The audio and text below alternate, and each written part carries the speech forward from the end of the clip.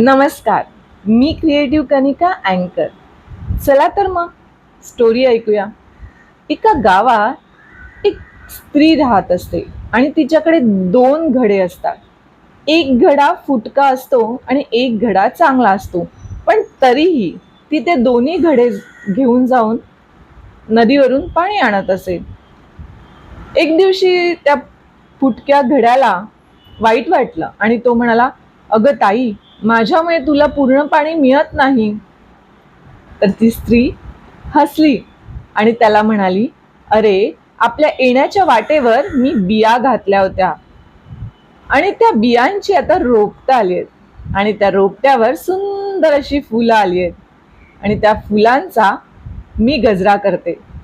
मग तुझ्यामुळे मला काही त्रास असणार?"